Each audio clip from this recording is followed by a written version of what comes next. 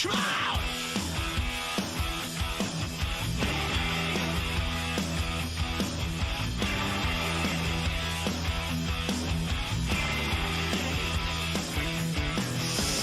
Get your motor running, head out on the highway, looking for adventure, and whatever comes our way. Hey, yeah, driving gonna make it happen. Take the world in a lemon race, fire all of your guns at once and explode into space like a true nature's child. We were born to be wild. We can climb so high, never wanna die. Born to be wild. Born to be wild. One, two, three, four.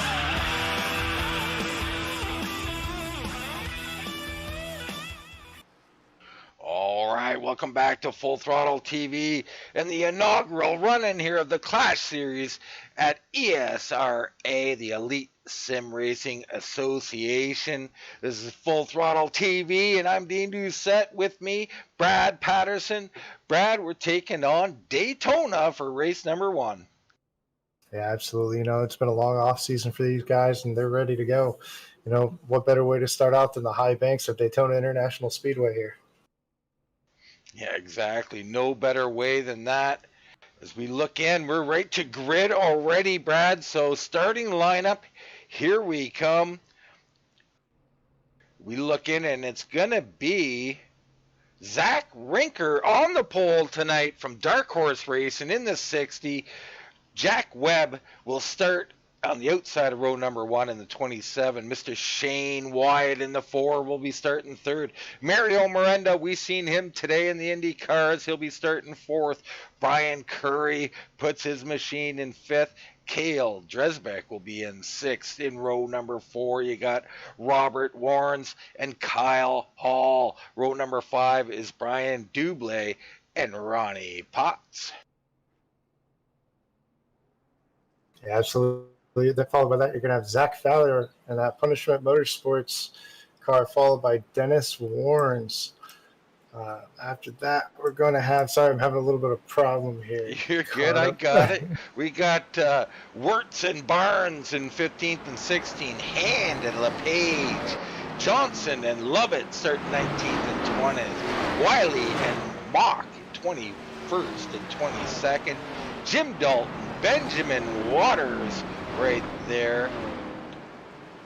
And then we got Dakota Wilson, Brandon Ishkan, Tanner Cook, Ryan Mullis, Matt Jorgensen, Jonathan Tuckness, and of course, good old Race Control has made an appearance on the board, Brad. You know, it's the first race of the season. You know, we're going to get a little bit of that. We're also going to get guys that don't necessarily know how they race around each other. So this could be a very interesting take. You know, you got new people to the series, and that's always a very interesting thing on that racetrack.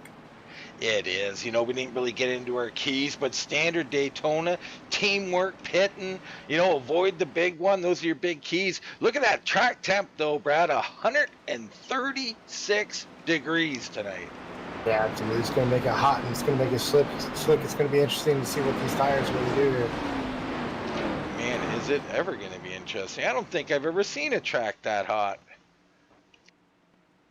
Here we go as they come down, waiting for that pace car to peel off. The long wait at Daytona is finally over. The Clash series ready to begin. We're under green. Zach Rinker leading them down into 1 with Jack Webb on the outside. Yeah, absolutely. Everybody seems to get away nice and clean. They're going to be 2x2 going into turn 1 with Zach Rinker on the inside in that 70, Jack Webb on the outside in that 27. They're definitely going to be 2x2, and it looks like everybody's playing really nice right now. They're still going to be 2 wide going on the back stretch. Yeah, 90 laps here, Brad. Short fuel tank. We got a guy pulling off. It looks like Zach Fowler going to the back early on here. Yeah, a little bit of strategy there by that one of Zach Fowler. Not really surprised. You know, Fowler's a very good racer in this particular series. He's got a lot of experience, so he knows that there's a lot of new guys in this field that don't necessarily know how everybody runs together. So good strategy, go to the back of the field, very long race. Yeah, not a bad call. I mean, it looked a little dangerous there trying to drop that far back on the inside, but he made it work. So that puts Jack Webb up on the point. Mario Miranda in the 99 pushing. We had a lot of guys rooting for Miranda today in that Indy race. He had a hell of a race, very eventful, lots of things happening in that race, but put on a hell of a show. Absolutely. As you're starting to see the top line kind of being nothing, everybody dropping out of that bottom. It looks like we're going to have the 5 as well starting to drop to the back of the field. He doesn't want any part of running up front, so he's going to drop to the back of the field as they continue just to kind of figure out what exactly they're going to do here. The guys that are going to try to race their way versus the guys that just want to ride and play it safe for a little while. And that was Trent Barnes there. That's part of that same team there. Maybe we'll get a look in on him again and see what team that is again, if we can find him. I'm showing him in the 3. He must just have a scheme showing himself in the 5. I see. Yes, exactly. Wrong number on that car. That happens from time to time. Looks like we're going to have the 23 pull out of line, and he's going to do the same. The 23 is going to be Brian Curry. He's going to move to the back of the field. Yeah, Brian Curry's starting to do the same thing here. Lots of guys. Nobody wants any action here. And Curry, he's going to lose the draft here from this move, maybe. Yeah, he tried to get back up on the banking, but he got to the point of the corner, and it was just too steep. And, rather than risking kind of spinning that car on the apron, he decided to go ahead and take it the long way around, the slow way around. But hopefully he'll be able to jump on the back of the field here. Yeah, I think he's going to be all right. But, I mean, that was a bit of a sketchy move there from him. Yeah, absolutely. He wanted to go to the back. I'm not sure he wanted to go that far to the back. So here we go. Jack Webb still leading it. You see him there out of Eureka. He's only 16 years old, Brad. A very young man out here leading this race. Showing off that Joe Exotic paint job right there out front. Right behind him, he's going to have the likes of Mario Miranda, as it seems like this field is quite content with going single file for a little while. And this is a long race. This is a 90-lap race, so we will see pit stops. Yeah, we'll see lots of pit stops. Short fuel load here, so there's going to be a ton of pit stops here tonight. And that's really the key. It always is, especially if they stay green out here, which looks like they're pretty content to do, Brad. Talk a little bit about that strategy you want with not only yourself getting in and out, but teamwork or friends along, and how you get through the pit stop strategy. Yeah, really here's going to be the interesting point with a 65% fuel load, which this series runs. That means you're going to be pitting more frequent, but at the same time, you really got to make sure that you're going in and out of the pits with teamwork. And, not even just the teamwork, you got to get on pit road together. You got to get off pit road together, because if you lose the draft, especially when you're nose to tail like this, you might as well just put a parachute on the back of your car. You're not going to be able to make it up. So 2 tires versus 4 tires. Normally you run an entire fuel load, 4 tires, they're free. But here we're talking about 65%, so you're actually going to wait a little bit longer on tires than you normally would with fuel. Yeah, all great points there. Trying to look around here. We're not really losing anybody. I mean, we got a couple of back here. Take a look in on these guys. It looks like the Brian Curry and them are the furthest back, and they're going to have a little bit of help, but it seems like there's only about 5 or 6 cars right off the back, and that's going to start with the 19 of Ryan Moles, Dakota Wilson, Matthew Jorgensen, Tanner Cook. Those guys continue to ride all the way in the back, and they're going to run 2x2. They're not even getting single file, so I got to think that they're not really trying to close that gap. Yeah, they might not be. I mean, they might feel comfortable back here, feel like they can get up there at any time they want. We've seen that in other cars where, a few cars can run down the pack, so it'll be interesting. But these guys really a little too far out here. Up ahead of them, you had Benjamin Waters and it looks like Brandon Ishcannon. These guys have decided to catch back up to the pack. So Dakota Wilson in this group really in a bit of a trouble here early on. Yeah, with the super speedway, though, you just really don't know. But, I mean, if you get a couple of cars, especially right now with everybody running single file, that decide they want to make up some positions, I think you're going to see maybe 5, 6 cars straight trying and they could make up a lot. You know, you can go from the mid 20s easily up until the top 10. Yeah, let's get a look in at that lap history, and we'll just see how Dakota Wilson is doing compared to Benjamin Waters in front of them. So Waters is faster, so they're losing time lap after lap here, the last 4 laps. So in a bit of trouble here. They got to get organized, which they seem like they're doing. I think they can run them down, but who knows when they're single file like that, Brad? Yeah, absolutely. And ultimately, who knows if you really want to, you know, the whole point of falling to the back of the field is to be able to avoid everything. So they might want to just kind of decide on a gap that they want, you know, 4 or 5 seconds and whatnot. And they're just going to ride it out back there at that 5-second gap. You know, I'd agree with you normally, but we're not even too wide here. There's nothing to avoid. These guys are racing very clean, you know, very cautious. And I enjoy it as a racer because, you know, it allows you to start thinking about your strategies and everything. But this is kind of bad news for those guys chasing. We'll keep an eye on that as we go and see if they make up time or not. They're going to have to do something, you know, whether they might tend to short pit, maybe they might be playing a strategy that where they think they can get on and off pit road and they don't want to pit with a whole bunch of other cars. I mean, clean in and clean out, that's definitely going to be something that's going to work to their advantage. Is, you know, we're still single file up here. These guys are really playing nice together. You got to sit there and start looking for teammates going through this field. As, you know, we're 9 laps into it, coming to lap 10, 60% fuel load. You know, those are the things you already got to start thinking about as far as who it is you're going to team up with coming to pits. Yeah, you really do. You got to start thinking about that.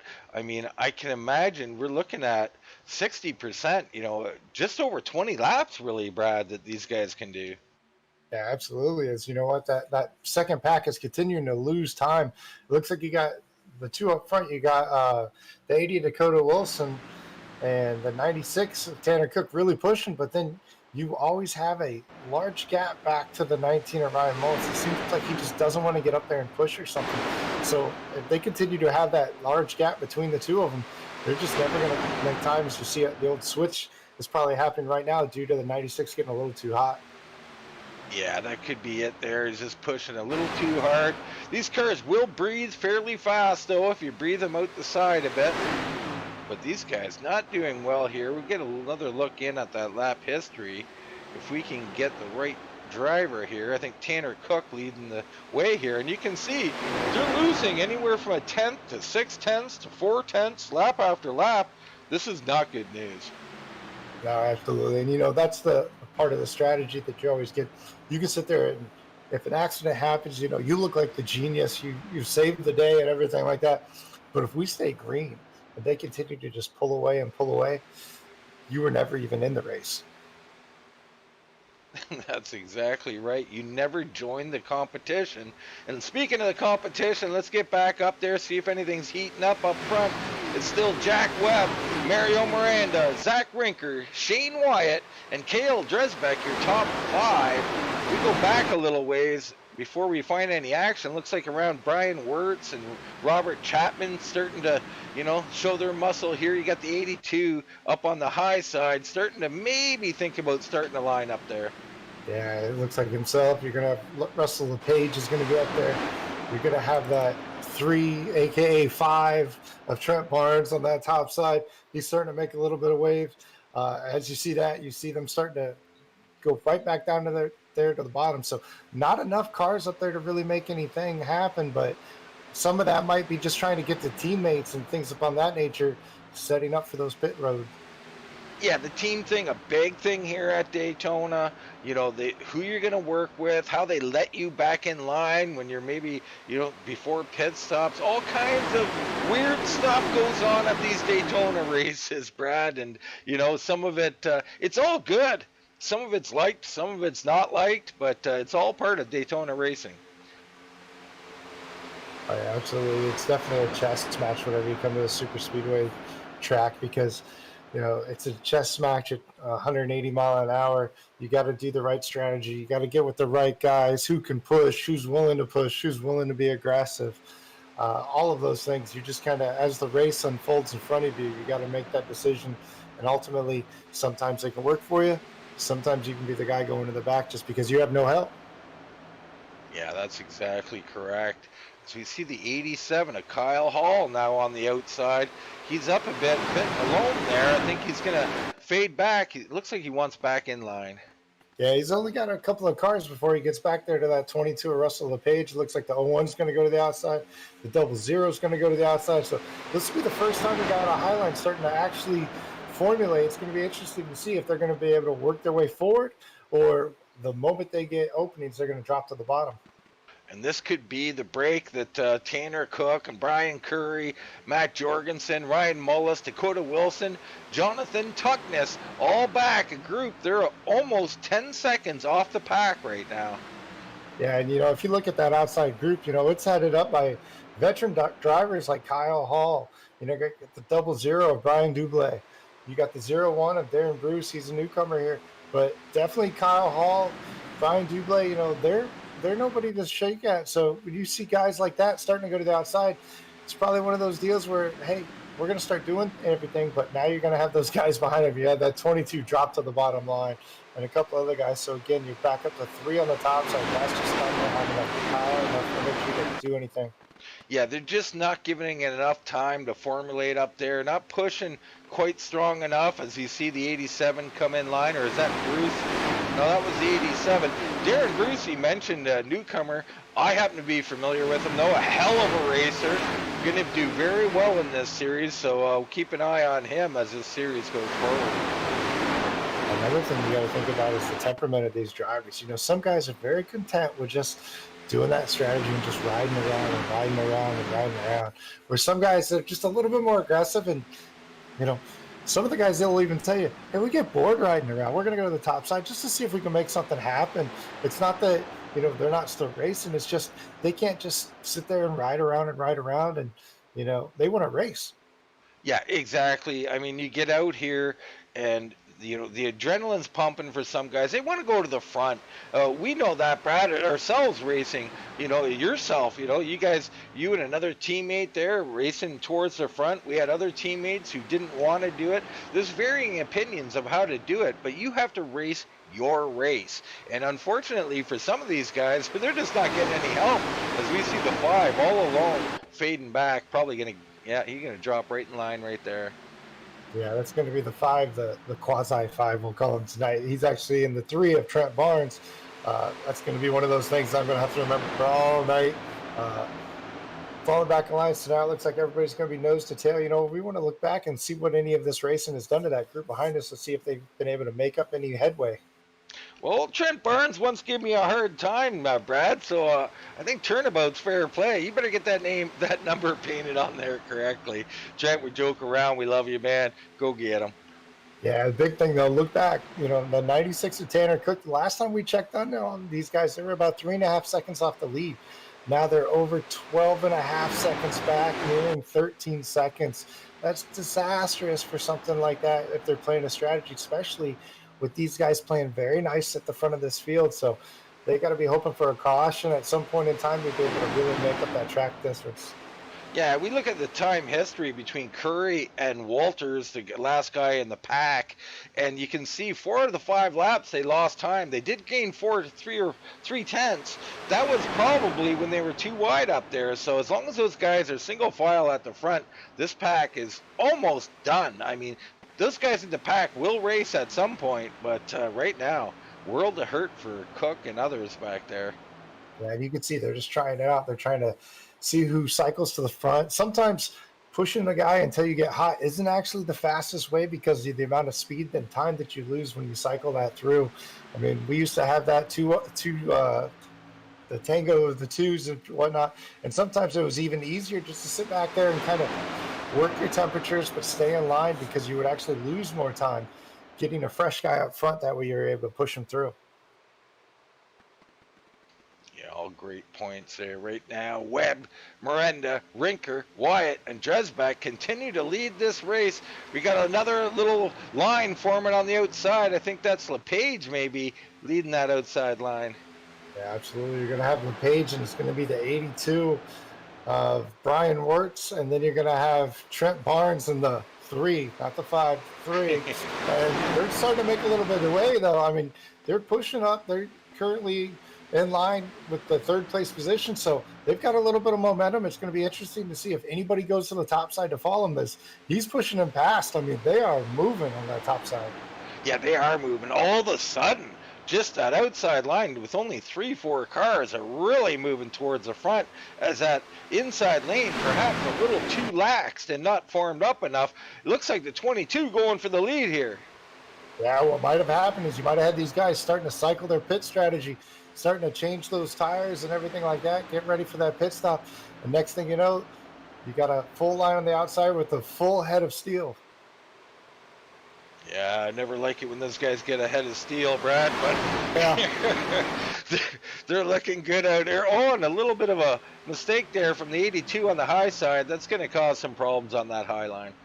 Yeah, that 82 is a little bit hot. You know, he had to bail out, try to get some air to that front of that machine. As you're going to have the 22 of LePage is going to duck in. That's going to leave the 82 and the 3 of Trent Barnes all alone on that top side now.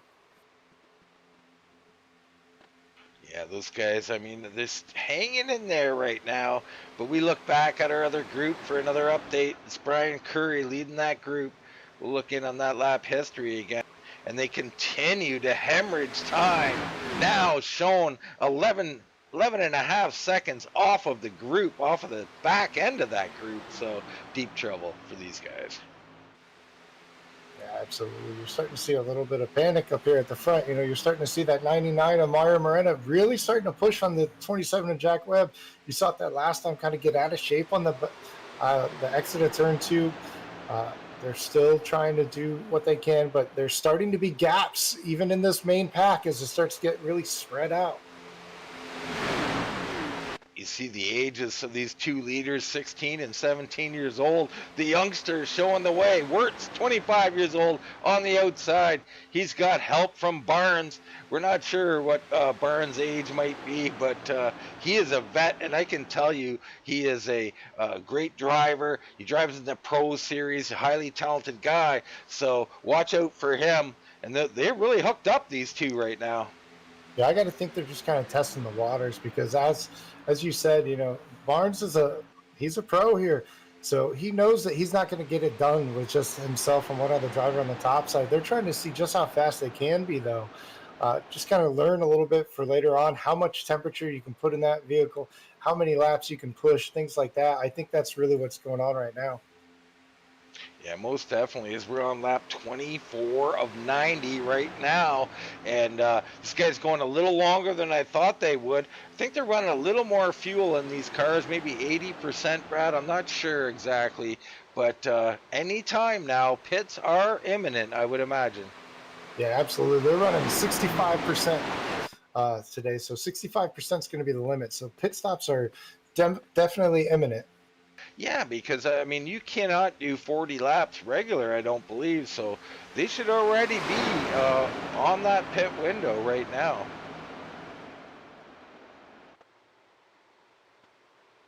Look at some of the other guys in this top group. You got Wyatt, LePage, Hall's in there, Kyle Dresbeck's up here. You got Robert Warrens and Dennis Warrens, those guys nose to tail, part of Replacement Racing Motorsports. And why don't we hop in Shipman's car right now? We'll get a look at what he's dealing with, and we'll get a chance to throw up our Mission 22 onboard sponsor here. You know, go to them, mission22.com. A lot of suicide awareness stuff that's going on with them. They're a great group, so please go support that group. Right now, Shipman's on-court camera, part of Momentum Sim Racing, Brad. Absolutely. You see him; he's just kind of riding back in this pack. You hear him lifting, not in that full throttle. That could be one thing. He's starting to save throttle, save a little bit of fuel. I'm hearing over the radio the guys on the top side desperately trying to get down. You know, so pit stops are definitely imminent. But you see right here, just the limited mobility and the limited amount of visibility, if you will, around any of the cars. You just basically get locked in on that car right in front of you, and then it's not for a couple of cars ahead that you really see something, so you can really see how somebody can get in trouble. Yeah, when you're in the straightaways here, you're behind a guy, you can see that's the only car you can see in front of you. You're heading down into the corner, you can't really see the entry. You've got to have a lot of trust in the people around you. And you can see as you go through the corner, the vision kind of opens up a bit, but very difficult at times when you're 2 and even 3 wide here at different parts here in the race. Yeah, this is where it gets interesting. You're getting really close to pit stops, and you're going to have guys just start peeling off right in front of you. You might not even know it, but all of a sudden you got a guy jerking to the left. You don't know if they're going to pit road or if they're trying to avoid something. From the sounds of it, we're going to have some takers on pit road this time. All right, we'll get up here to our leaders and see who decides to come down pit road this time around.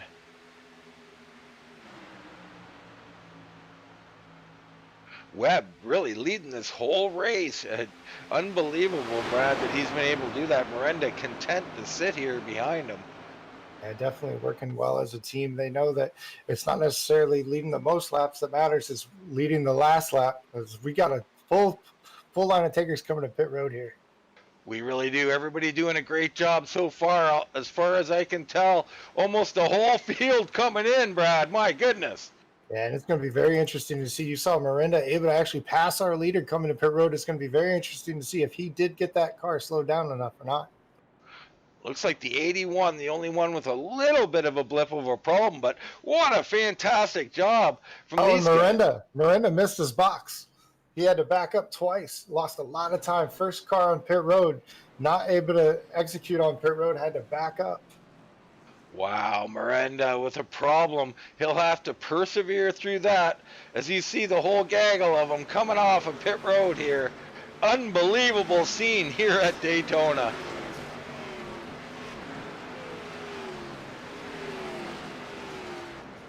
Just incredible watching that many cars do it. As the other 3 cars left on the track, you got Dalton, Ishkanen, and Hand coming into pit road. Yeah, they really did a great job just making sure they didn't get it. I do see a couple of cars, with some rear end damage. You got the 00 of Dublin. He's got some rear end damage. I think I saw another few cars with some damage. Looks like the 48 of Matt Lovett. He's going to have some front end damage. So definitely some contact coming to pit road with those amount of cars, but nothing that set off the big one, thankfully.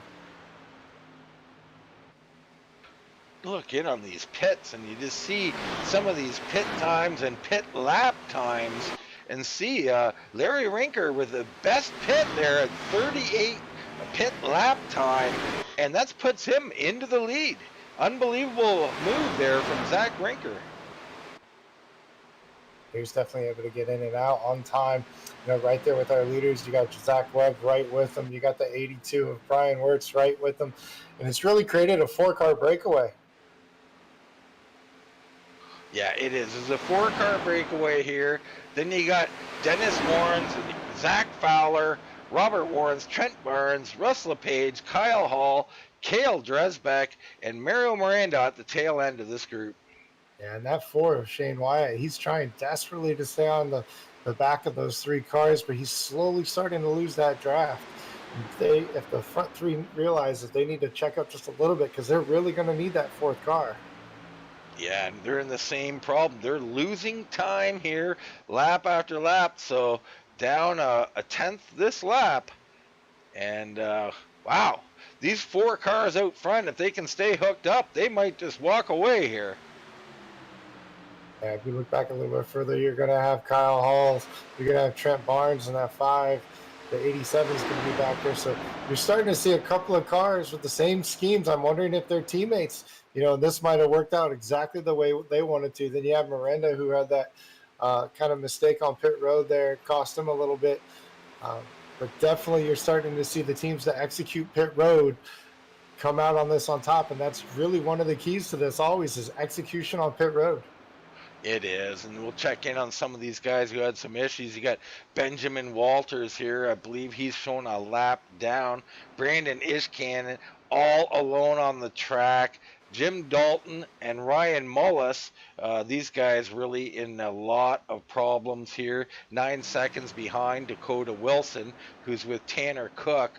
These guys trying desperately to catch up to Brian Curry, Matt Jorgensen, and Jason Hand up in front of them. That's going to be a bit of a bridge car for them. And then you got Mock, Chipman, and Wiley with Dublé, or is that Lovett, in the Tide machine there. Yeah, definitely. You got the 48 and the double O there. You know, we know that they had contact on pit road. Just kind of doing the math, I would think that the 48 got into the back of the double zero. That's where the damage between those cars came from. A little further back, we do have somebody like the 19 of Ryan Millis. He was in one of those far packs where they were kind of off the back as it was. But this pit stop just exacerbated that. You know, they were 15, 16 seconds back, but they weren't unable to get through the pit cycle and really make up any time. They lost an incredible amount of time, and I'm just watching them losing 2-3 seconds a lap. It's only going to be a matter of time before they go a lap down to our leaders. Yeah, this is becoming, I mean, we talked about it. We know, Brad, pit stops are the key to this race, especially if it's green flag. These four guys, Rinker, Wirtz, Webb, and Wyatt, all did an excellent job. They are out here. They're leading this race, and they're taking off right now. I mean, this other group of Fowler, Barnes, Hall, and Miranda, these guys are probably going to catch back up. Yeah, most likely they will. But I mean, the biggest thing now is you look at it, we've got a couple of groups of 4 and 5 cars. So they're not making any massive amounts of gain because you don't have that huge pack of inertia really being able to charge these guys down. So they're losing time, but they're losing small amount of time. It's really until we get back until the 22 of LePage, you know, in his group. If his group can push up and bridge that gap up to Miranda, Hall, Barnes, and Fowler, I think that's when we're going to see the big time gap starting to come down. Is you see the one of Zach Fowler starting to get a little bit of draft from that front group as that time is starting to tumble down a little bit more. Yeah, these guys have caught the main group. They're going to be good to go. Put Fowler, Barnes, Hall, and Miranda back to the main group.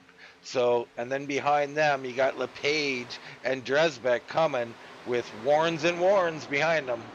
And you see what that is Brian Wirtz is at the front of this field now. So this was a situation where we were talking about earlier where somebody got hot and they decided rather than to maintain the temps and maintain the status quo, they decided to switch the lead cars. And that was just enough time to let this second group catch up. Yeah, it doesn't take much, Brad. I mean, the small gap there, it was only a couple of seconds or under. And you're right, that was just enough to get them back up here. Now these guys are going too wide at the front. That's going to slow them down even more. As you got the fork just kind of pulling off down the backstretch there. Shane Wyatt just pulling off down the backstretch. Looks like he's going to cycle in now behind at the rear. That's very strange. Yeah, strange decision. Could be going to help some teammates. I'm not sure what's going on there.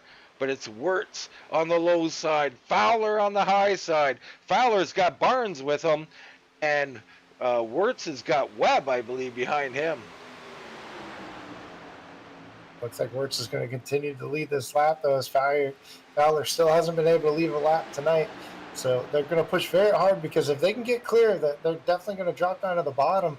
But they've, at the same time, might be content just running on that outside. You know, they can sit there and they can breed the machines whenever they want. But as the bottom line gets more and more cars in it, they're going to have to get to that bottom side. Yeah, they really are. So let's take a look in on all of our gaps here. Oops. It looks like we're going to have a 12-car breakaway up front. And then the next car in the back is going to be Cullen Johnson in the 9. He's going to be 12 and a half seconds behind. Yeah, we can see that there down to, so 12 car pack, and then, yeah, these guys behind that are in a lot of trouble. Yeah, absolutely. And if this thing stays green, you got to think that the guys up front, you know, those top 12, they were the ones that on the first go around, they were able to execute that pit stop flawless, or at least the best. So you got to think that if that trend continues, they'll only gain additional time on the pack behind them. They will. I mean, these guys need a caution. They may not need it this lap, but they need one. That group is 13 back. That's got Cullen Johnston, Robert Shipman, Ronnie Potts, Darren Bruce, Brian Dublé, Matt Levitt, Jason Wiley, and I think Isaac Mock is in there. And then you're looking at 9 seconds behind them to find Matt Jurgensen, Cook, Wilson, Curry, Hand, these kind of guys back here. So they're in a lot of trouble back there. Yeah, and we know what the pit stop sequence is now. They last pitted, the majority of everybody, if you will, with the exception of just a few, pitted on lap 26. So coming to 27. So we know that that's where we're looking at. That's going to be our pit window. So we're looking at lap about 52, 54, and we're going to be back down the pit road. Yeah, absolutely. And then after that, you're looking at 81. So there's a lot of room there for manipulation. These guys can short pit a bit, they can short fill their tank, or they can run it all the way and try and short fill that last stint. Lots of strategy decisions here. Absolutely. And, it all comes down to your team. If you got enough people that are willing to do it with you, enough teammates, you can kind of dictate the strategy to others. You might go in early, you might short pit. As long as you can get out and you have enough cars, catch a good draft, maybe one of those packs. Now you got cars that are 20, 30 seconds back from you. There's enough packs around this racetrack where you can come out and you can probably get on the back of a decent pack and make some decent speed. Definitely the case. Right now it's Fowler, Wirtz, Webb, Miranda, and Barnes, your top 5. Yeah, I don't see those guys really doing anything. I think they will continue to just ride in line right now. They know that their best chance of isolating the rest of the field is to do exactly what they're doing right now. Bide their time. Don't try to win it now. You got another, essentially 50 laps to control that fate. Just ride it out right now. The last thing you want is a caution. Most definitely. As we see the lead group now catching a few cars out there, that's only going to make them even faster as those guys move to the high side there. Great job as we get a shot from inside of Zach Fowler's car as he comes by these lap cars. And that's going to be the lap car, the 19 of Mullis. He's one of those guys that dropped to the rear of the field early in this race, and that's the strategy that they pulled. But unfortunately tonight it's just not going to work out for him. You're also going to have the 10 of Jim Dalton and the 25 of Brandon Eskin. I'll let you go on that one. That's Ishkanen. Ishkanen, I'm sorry, Brandon. He's obviously not having the race he wanted. Again, one of those strategy calls that sometimes it works and sometimes it doesn't. Right now it just hasn't worked out for him. Yeah, it's been a tough go for these guys, and we highlight these guys. You see Ryan Mullis there, part of Mocked Esports. These guys just, it's been a rough night so far. This race is far from over, though. Back up front, Zach Fuller, part of Punishment Motorsports. His teammate, Trent Barnes, is in 5th.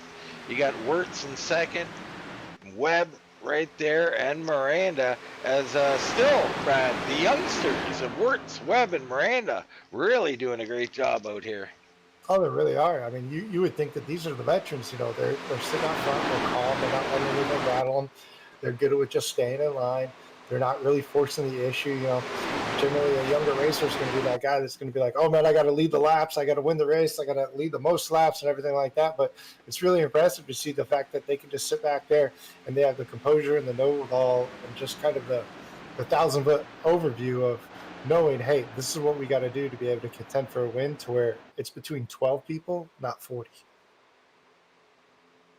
Yeah, they're really showing a great ability to think out the race and be professionals out here. And it just, to talk about that a little bit, these guys, the future they have in iRaces is incredible, Brad. Me and you, we're iRacers as well, a little bit older. I might have 2 or 3 times the amount of years they do. I don't know.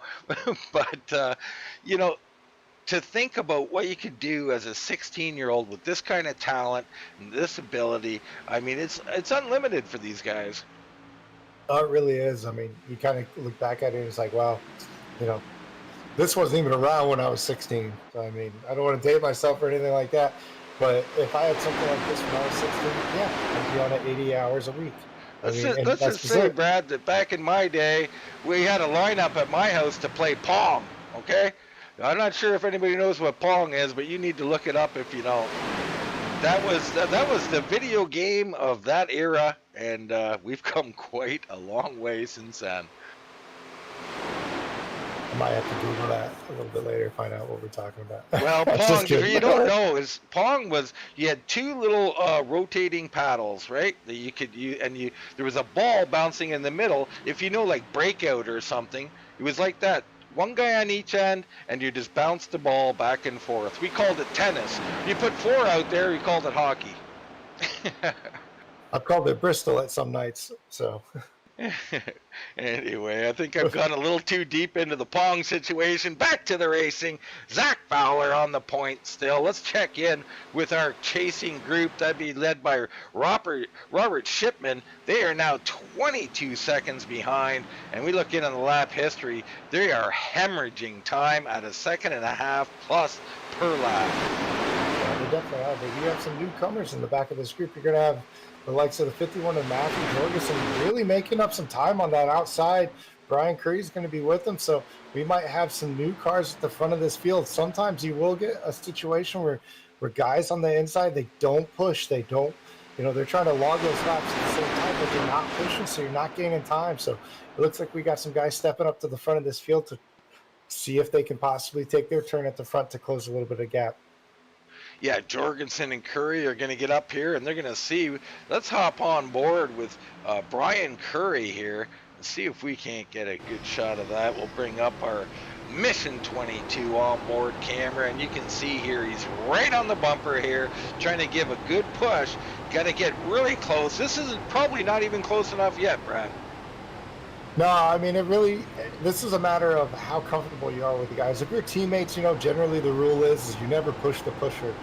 So meaning if you're the third car in line, you don't want to put a bumper to the car that's pushing the front car. But if you are comfortable with the people you are and it's teammates and you work well together, you can put a little bit of a bumper to. You just got to know when to get off of him, and you got to make sure it's straight and that he's straight on the backstretch, and you'll make up a lot of time. So it's a matter of comfort level, and a lot of the times in these situations, you're not necessarily with your teammate. You just happen to know that a guy is decently fast, and that's who you got to work with. Yeah, these guys up here, at least the top four, doing a nice job so far. I mean, they're starting to do some nice pushing here. The top three look really hooked up right now. So we'll see. Maybe we'll get another look in at that lap history. See, and it came down. So they were losing 1.9, 1.8. Now only losing 0.2, Brad. So that pushing makes a lot of difference. Yeah, right now the biggest key there is to get that 54 and the 9 and whatnot sucked up on the back of them. I mean, you can't have a hard gap in between if you want to make up time.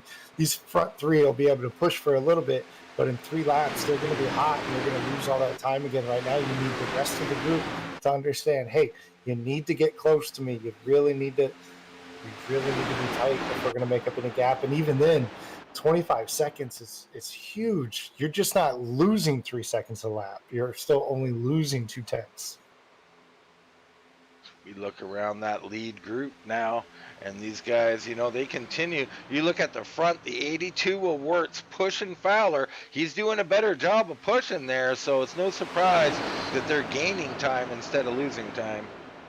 Well, another thing is if we look at this front group, we look towards the back of the group, and there's a 1.5 seconds gap from the first place car and the 12th place car.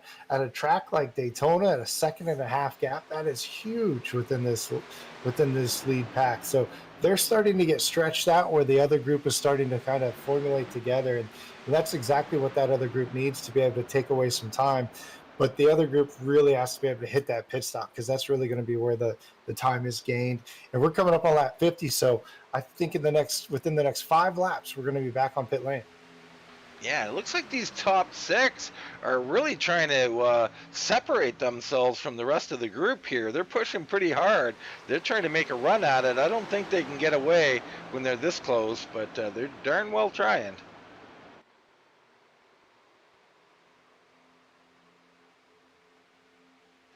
Old Klein Racing says, let's go tickets. Let's go Warner Brothers.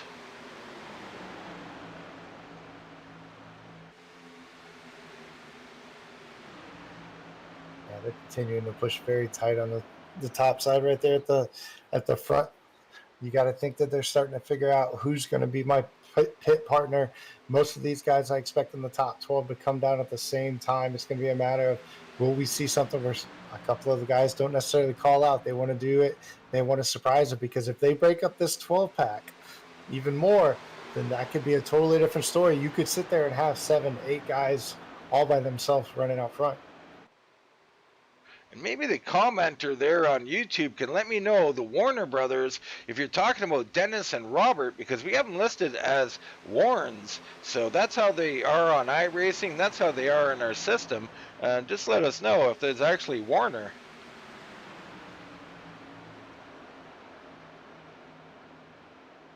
But those two brothers, Brad, they're doing a decent job here, sitting 11th and 12th, pretty much just biding their time here, logging laps. Okay, they're doing exactly what they need to do right now. They're in the catbird seat. They can see exactly what happens in front of them. If it's a wreck, they can try to avoid it. If they're going to pit road, they have a little bit more time to get there. But this is going to be very interesting when they do come to pit road. You know, we saw that last pit stop. We saw the 99 of Mario Miranda. He drove that thing in very deep, was able to actually make a pass for the lead, and almost gathered his teammate at the same time. So it's going to be very interesting as we're starting to hear that some of the guys like Matthew Morganson in that 51, they've got about 3 laps of fuel. So pit stops are going to be coming very soon. That's part of that back group running low on fuel. Jorgensen leading that second group, 24 seconds back now. Wow. And they're going to have to probably, you can call it a short pit, but it's well within the window, so they'll be fine.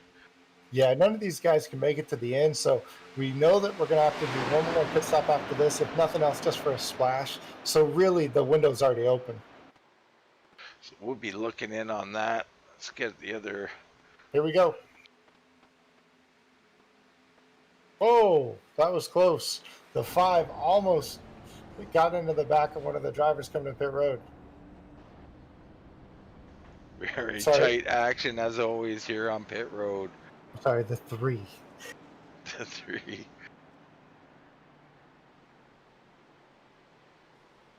Now what that did do is that broke up that lead pack. There's only 4 drivers of that lead pack. Zach Fowler, Brian Wirtz, Trent Barnes, and Zach Rinker still on the track, not able to be together. So they're actually going to lose time to those leaders, especially if they can get in and get out clean. It sounds like we're going to hear the 1 of Fowler, the 82 of Wentz. All of those guys are going to start coming by this time. So Webb there sliding through his stall just ever so slightly. That's going to cost him a few positions within that group. But up front, we got the other guys coming in. It's Barnes, Rinker, Wirtz, Fowler, and Warrens. 82 got in very hot. It's going to be interesting to see if he's going to get a penalty out of this. Oh, it looks like the 1 is Zach Fowler, trouble with his pit stop. He's had to back up, pull forward 3 different times. He's finally been able to get in the box, but he's going to lose massive amounts of time as Trent Barnes is going to go out. He's going to go by him. The 82 is going to go by him. Zach Fowler only now rolling. This is disaster for this group as we see Trent Barnes coming out all alone. Zach Rinker and Brian Wirtz back quite a ways to him. And then you got to get Zach Fowler's behind them. They're all spread out. This has been a disaster for this front group. Tanner Cook is showing leading. I'm not sure where Tanner Cook is. He's in his pit stall right now. Yeah, he just made it across the line just because of where his pit stall was at. So we look, Robert Chipman inherits the lead here. So Chipman doing a nice job. Here comes a few other guys. So I think the first car you're going to get to is going to be Shane Wyatt as far as the first group that actually pitted. And they're closing in right now on the pack. So the group of Trent Barnes is actually going to be okay in this. They're going to be leading it right now, but the 4 is going to have a head of steam coming right at them. So they're going to be all together right there. But the pack is down to 6 cars. Pretty amazing that Trent Barnes and them, that group, not having a good pit stop as a unit, but still out here in the lead. You see Jack Webb here. They're going to close in. Dresbeck, Kyle Hall. They've got to stay formed up, though. They can't lose even a fraction of another second here. Hey, you're gonna have Webb, Dressberg, Fowler, and Hall. They're going to be about 2 seconds, a little bit over a second and a half from the lead group here. They got to get set up, and they're still not nose to tail. There's quite a bit of gap there because they can't let that group of 6 ahead of them get away. I think they got him, Brad. They got enough of a sniff of that draft to get back up here. They're going to be all right. But man, is that ever close. And we definitely have one more pit stop. So that could be the end of the race for some of these guys. They really have to be careful. And, you go back now to the 23 of Brian Curry, 32 seconds back off this field. This was a 12-car field. It's been kind of broken up again, if you will. Some of the guys just now getting back to that lead pack, but definitely 2 distinguishable packs.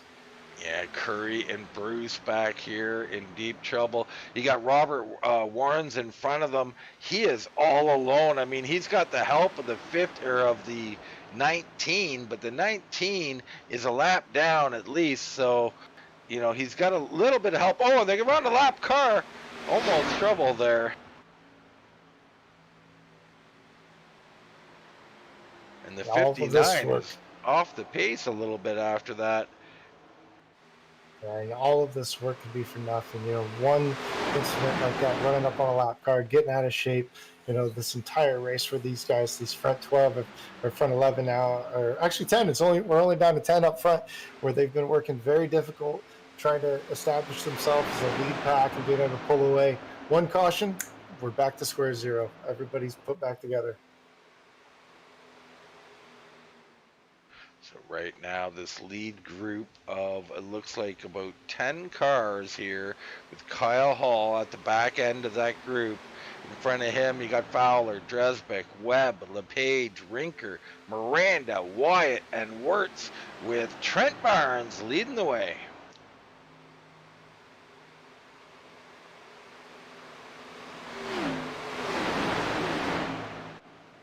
I love these strategy races, Brad. Lots to think about, lots to do, but it really shows the imperfections of certain strategies, mistakes on pit road. They all come into play here, and as you can see, we got 10 guys really at this point in the race with no cautions. They're going to be the only guys with a shot to win this thing. Yeah, they definitely will. And, take note, look at those 10 guys. I mean, look at the names. A lot of them are veteran racers here in this league, doing great jobs. They're able to, the biggest difference has been all night. It's been pit strategy. It's been getting on and off pit road clean.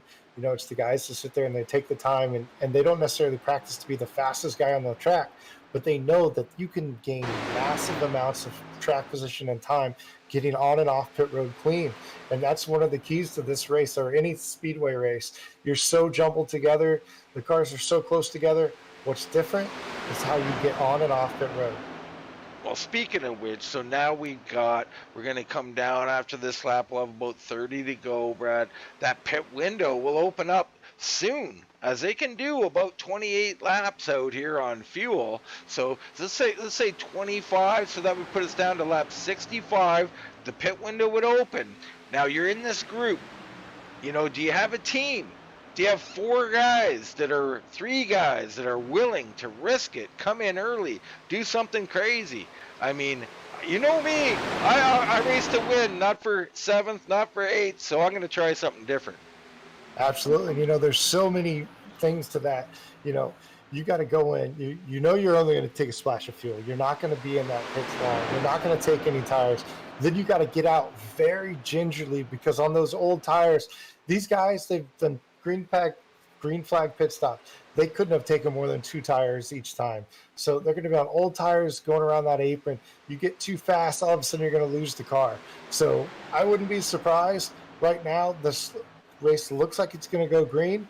If you have a team and you got enough members up front, I would definitely short pit it and kind of divide and conquer, if you will.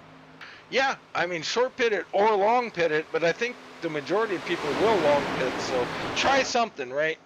And it's going to be quite interesting here once the window opens up. Yeah, it really will. And this is the best and the worst scenario. If you got a lot of teammates in this group, this is the best.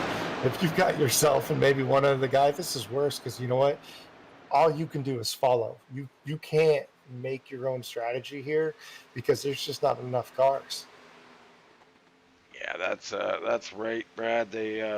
You need friends, and perhaps you got a crew chief. He can go down there, work around with some of the other crews, and see who he can align himself with.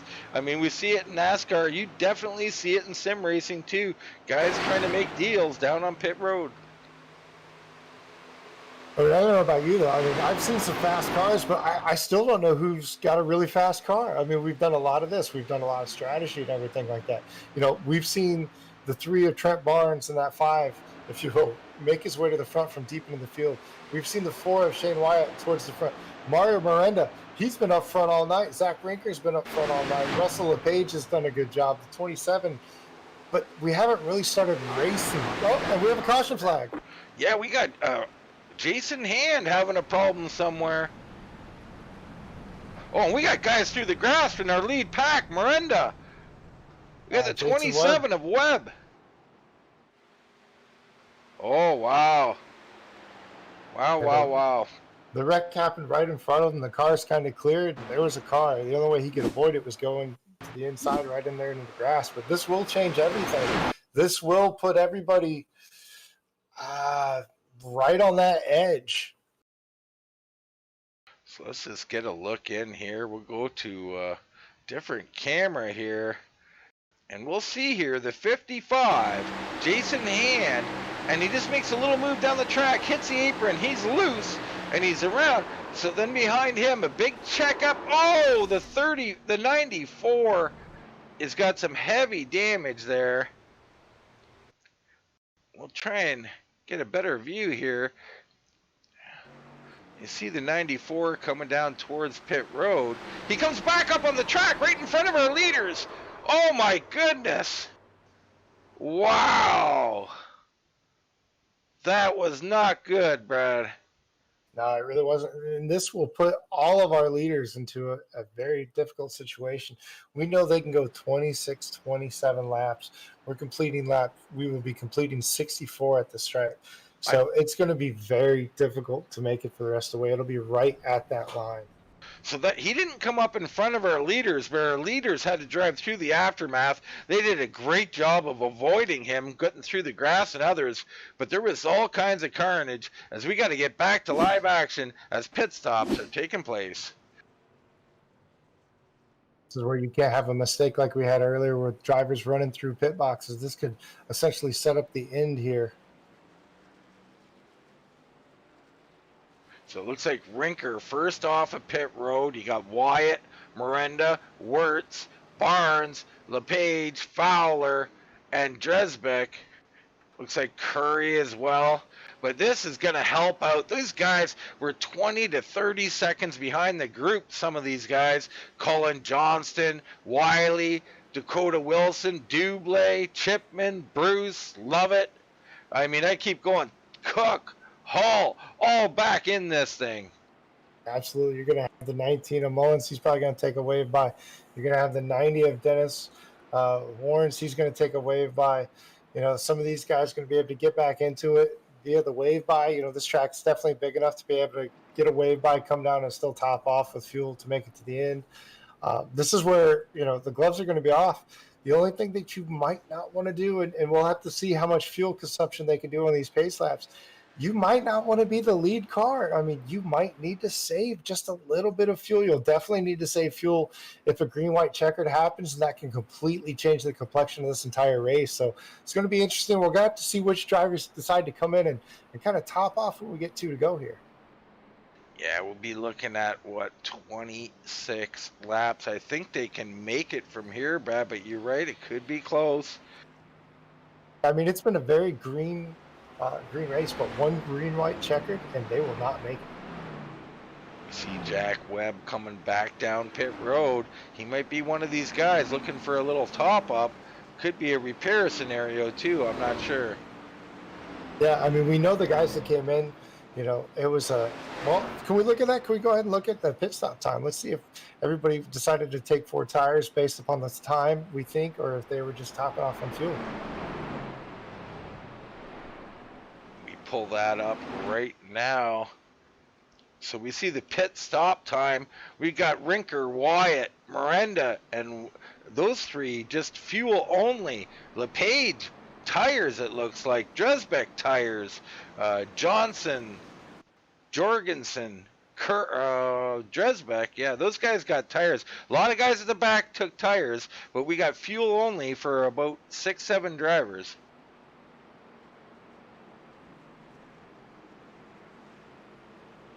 Very interesting decisions across the board here, Brad. That really is varying strategies. And you know what? This will be the first time, because this will be interesting. You know, we've had a lot of fast cars at the front of this field, but we haven't seen what happens when teammates get separated. We haven't seen what happens when we're really pushing on the outside lane. That's it. And it's going to happen now. I mean, there's no more single file. I mean, I'd be in shock unless there's something specific to this car that just won't work on the high line. There is no reason to be single file racing anymore. Pace car is off. Rinker leads him down into corner number 1. Wyatt on the high side. Miranda, Wirtz, Barnes, your top 5. See that top side dissipate as much as it did the first time. Is you're going to have the 82 of Woods get right on the back of that 4 of Shane Wyatt. He's going to push, and now he's going to drop down into the bottom. Again, the bottom line forming much better. The 22 of Russell LePage, he's going to have to try to get to the back of the 4 of Shane Wyatt, as it looks like there's only going to be 3 cars on that outside as that bottom line continues to prevail. What is going on with the bottom line, Brad? Why are these guys not going to the high side? I do not know. Here comes Wirtz. He's shown power all night. He's going to go up to the high side and wait for the 4 of Shane Wyatt to get up there and help him out. Yeah, it's very unorganized at this point in time. You know, you're going to have Wyatt, the first car on the top side. Actually, he's going to be trying to pull up to the back of Brian Hertz. Brian Hertz has been a fast car all night, so it's going to be interesting to see what happens once he gets a little bit of help there on the top side. Is they're going to go by a car on the outside, the 94, 1 lap down, so everybody's going to get by through that clean. Good job on the 94 staying up on the top side. So who do we got that are newcomers up here as of late? You got Brian Curry up in 7th place. He's shown in the 23 machine. Dresbeck's up here fighting Jorgensen and LePage. These guys all in this battle. Yeah, you see the top side's not giving up this time. You know, you got takers, you got 4 or 5, and then the longer this top side holds out, the more people are going to, you know, make their way to the top side, because they're going to sit there and realize, I'm running out of laps. If I'm going to do anything, I have to start racing. You gotta get up there. You're never gonna get through all the traffic on the last few laps. You gotta start making moves now. We're down to 23 to go. The 82's coming with Wyatt pushing them.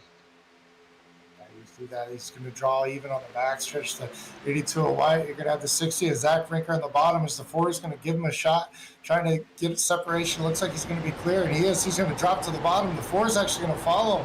So put that 82 of Brian Wirtz and the 4 of Shane Wyatt to the bottom. As you're going to have the 45 of Cale Dresbeck on the top side now. Yeah, you got Dresbeck as we hop on board with Jorgensen here behind him as they start working part of that Mission 22 onboard cam here as we look in, and they're going to try and make this high side work. We've seen it can and does work. Yeah, it seems like the high side works, but it takes a couple of laps to really get going. And I think what it is you got that really good push from the top side, and then you get clear, but then it's going to take a lap or 2 to let those temperatures cool back down, get reorganized, and then start pushing again. I think the biggest problem, what I'm seeing from these cars as we continue to ride on board of Matt Jorgensen, is the high side. These cars are just very unstable. These guys running setups is fixed. Like, everybody has the same setup, but it is a specific setup, and this setup seems to be a little wild on the high side, so that's why we're seeing that single file. It's a little bit risky up here. Yeah, it's going to be interesting to see, though. You know, you've got that 60 of Zach Rinker sitting right there. You got the 99 of Mario Miranda. You know, there's going to be a point where, you know, the 45 is going to start making a little bit of headway. Are you going to see, which car are you going to see step out of line? They know if they just sit there and follow, there's no way they're going to win. So there's going to be a push, and then there's going to be a block, and try to take advantage of that leeway. It's just a matter of time. How long are they willing to wait? How long do they think they have before they have to make a decision? Yeah, these guys just can't get their stuff together on that outside right now. Wirtz and Wyatt out front, they did. They got their act together on the high side, went straight to the front, and we're down to 20 to go here, and these guys looking really strong out front. Yeah, I'm sitting there looking at that that three of Trent Barnes and the one of Zach Fowler. I think those two are teammates. It's going to be interesting to see what happens if they can get Fowler clear of that top line. Will both of those cars go to the outside to try to make a little headway? I think they will, just because the teammates. I think they got to at some point, but they look content right now to continue to ride and try and put some distance between these guys. Right now, I think Jim Dalton is shown as crashed on the track. See if we can get a look on him. He is slow, and he is on the track, really creeping around here. I'm not sure what's going on there. Yeah, it looks like a situation where there was three cars together, and unfortunately, he got hooked going through the tri-oval, and ultimately collect himself on the inside retaining wall. Here we go, the 45 of Dresbach up high, getting a push from Jurgensen. Even though there's space between them, they seem to be making headway all of a sudden. It's all about timing with this particular draft package. You really have to wait until the bottom line's temperatures start getting a little bit. You got to make sure you got a fresh temperature, and you got to wait them out. If you're able to maintain distancing on the side of them with side drafting, you got to do that. You almost got to pinch them off to not let them get air to that front of their nose and get that motor cooled. This is the best the top side's been organized in probably the last 5 or 6 laps since Wyatt was able to take the lead, or Wirtz, I'm sorry. Yeah, it looks like they got something going there with 6 cars on the high side. Looks like the 54 of Robert Chipman's up there. The 9 is up there of Cullen Johnston. The 48, Matt Lovett. Some great drivers. Mullet, pro driver. Lovett, I meant. And these guys looking good up there. Starting to see some issues, some little checkups on the bottom lane.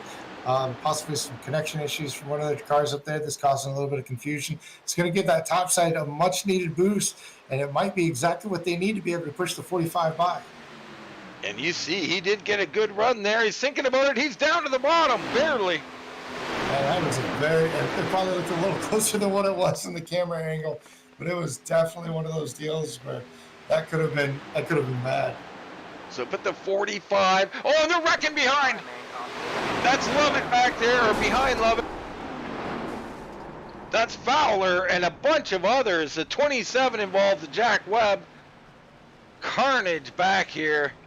Yeah, it looks like it has to do with that car they were passing on the top side. They were putting a lap on the 10 of Tim Dalton, and it looks like one of the cars got a little too high. It actually got into the side of it.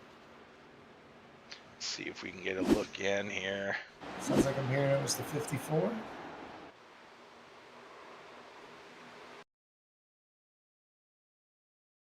Just try and switch cameras, see if we can get a good view of this. Yeah, absolutely. 54.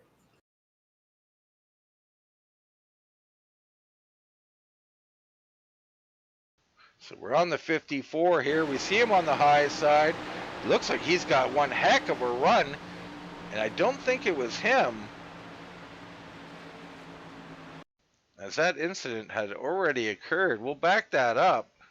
It's 54 going into 1.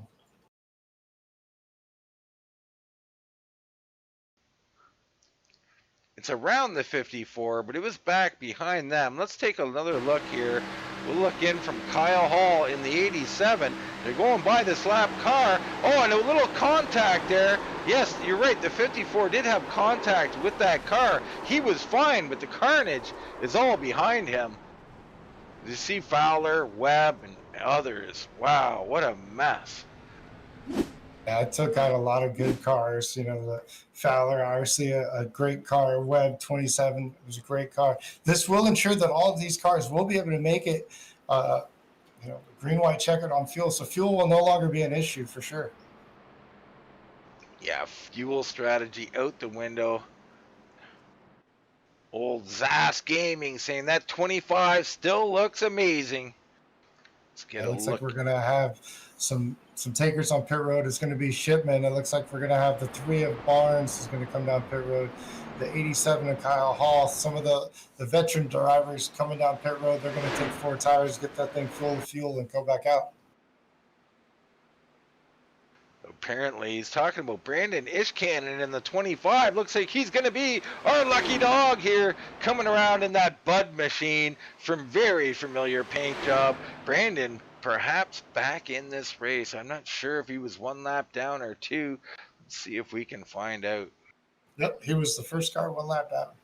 All right, so he'll be back on the lead lap. The 25 looking to do battle one more time.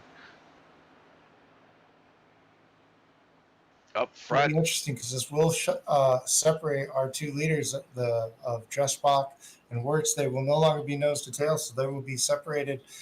You'll have Wyatt on the outside, and you're going to have Jorgensen on the bottom. Yeah, always key the way these lineups happen between teammates. See Jorgensen, part of Dark Horse Racing. There's Wyatt, Lights Out Esports. Cullen Johnston, part of Mediocre. So a big mix of teams up here.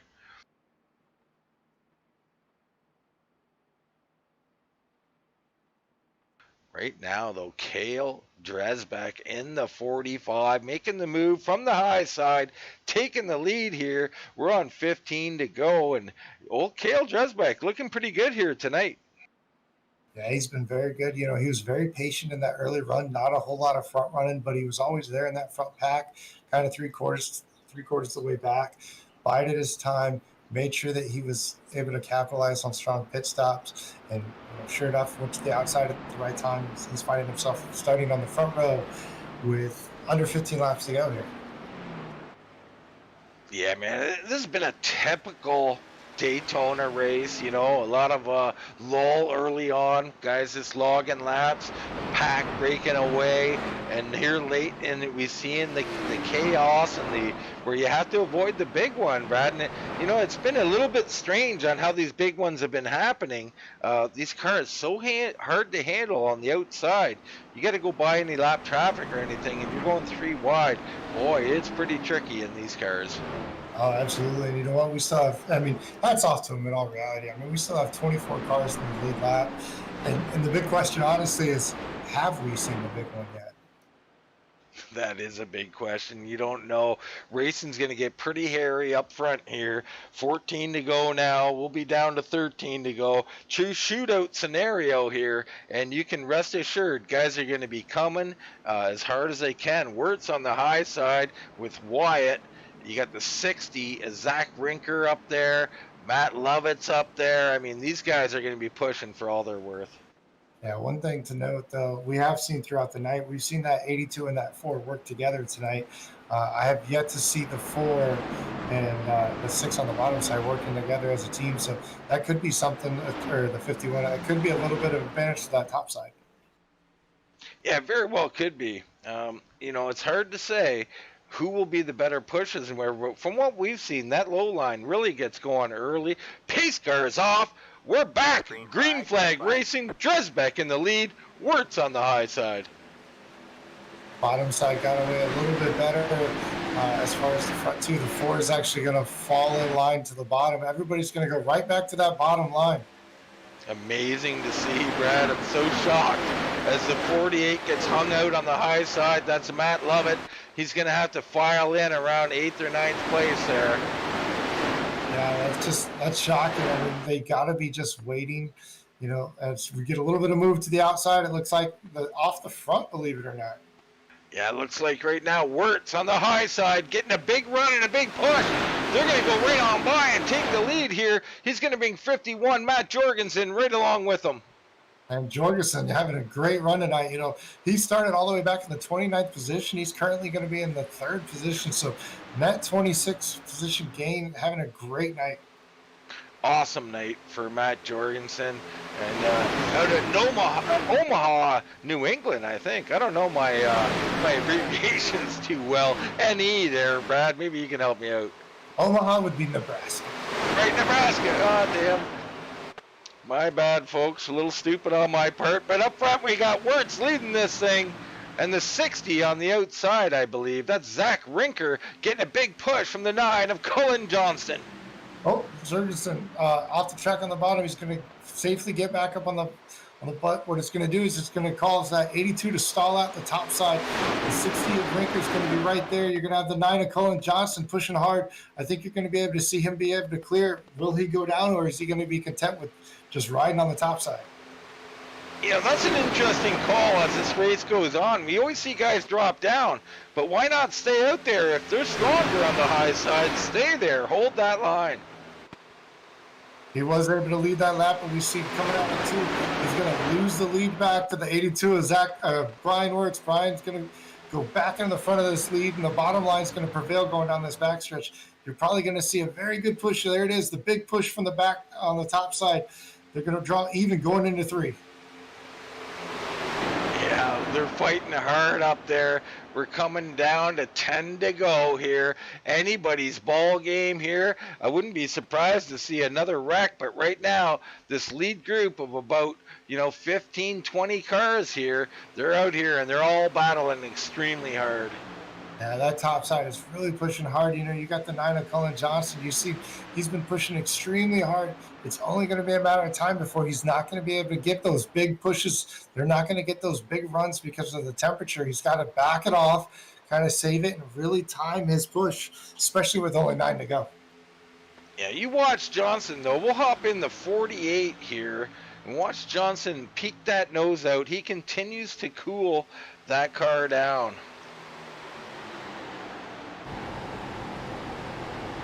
You see now as we're in Lovett's car, and you can see the 9 a little higher as he gets some fresh air, continues to get it. But you're right, it is hampering the ability to get that massive run as he keeps breathing it and breathing it. Yeah, and when he's breathing it, he's going very high to the top side. You're going to get somebody as these laps wind down get very aggressive, and they're going to sit there and they're going to say, you know what, I can fit my car in the bottom, and that's when the wreck's going to happen. It's whether or not they're going to push the issue. They're going to try to go 3 wide. I got to think that right now he's being cagey, and he knows that he's just got to be able to breathe it a little bit. You see the bottom line, 51 having to step out of line. You see the 45 having to step out of line to get some air to their cool, and that's when you see the top side really surge. Yeah, they did. They really surged there. We're still on board with Matt Lovett, and I got to tell you, Matt Lovett looks about as stable as I've seen out here tonight.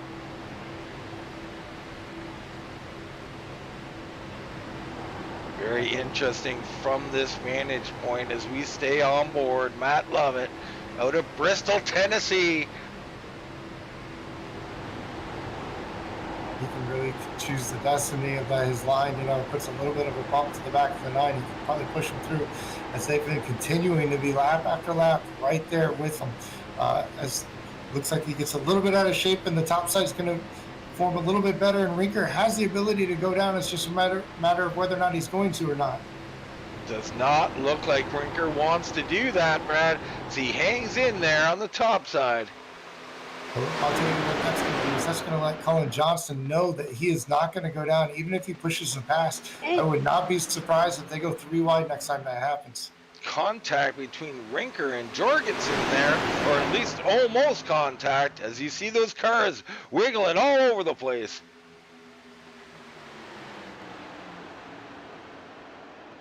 We're getting down to it, Brad. 7 to go here on the Daytona 225 inaugural race here, the ESRA Clash Series. These guys all looking to get into the Pro Series, and what a battle we got here at the end of this race.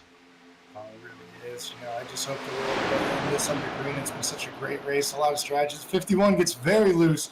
The 60 is going to be able to drop in behind the 82. That's going to leave the 9 on the top side with the 48 pushing.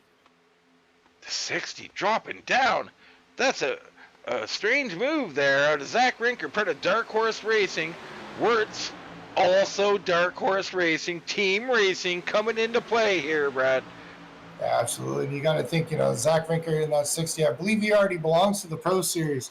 So he's going to help the driver that's going to be competing in serious points this season, down in this season. Just like we try to get him a win. Absolutely. We see that all the time at these kind of tracks. We talked about it.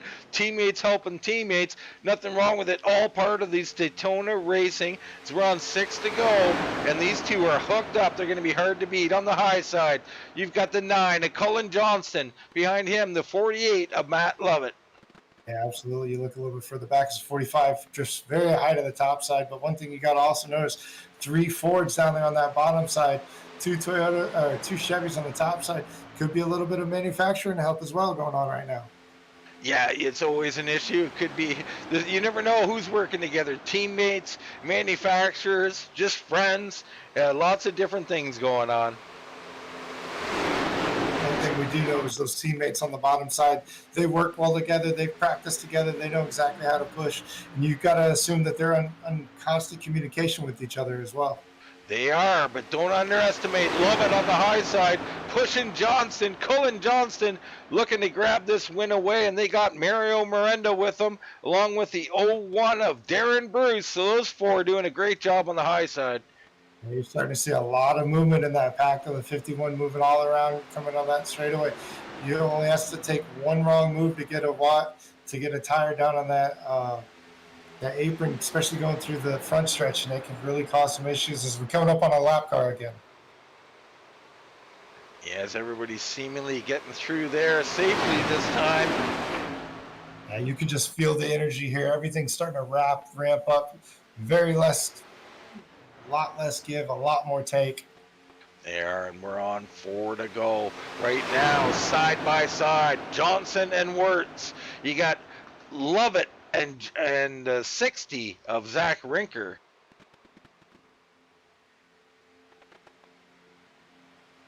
We know Rinker's not going to leave his teammate or Wirtz at the bottom, so really it's a question of whether or not that 48, I love it, it's going to be able to push the 9 of Johnston down. What's the 99 of Mario Miranda going to do? Is he going to be content with pushing on the outside, or is he going to try to take it 3 wide as we start seeing 3 wide a little bit further back in the field? Yeah, they've seen the 5 there, the /3 of Trent Barnes making a move. It's going to be interesting if that 9 does get clear of Cullen Johnston. Oh, the wreck!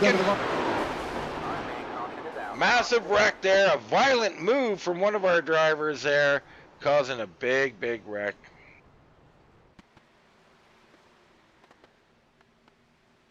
And we're going to try and get a quick look in on that. So you see them coming around the lap car, the 27 there. See if I can get a better camera here. And it's already happening up in front of them. Back this up a bit. It's going to start with the 3.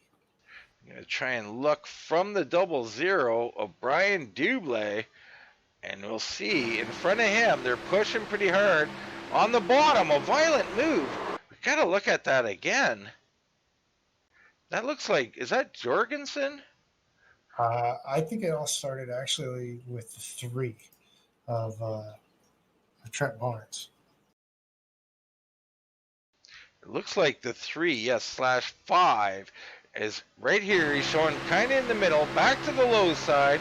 Here he is, riding on the low side. A little checkup and a violent move up the track from him. And that's into the 96.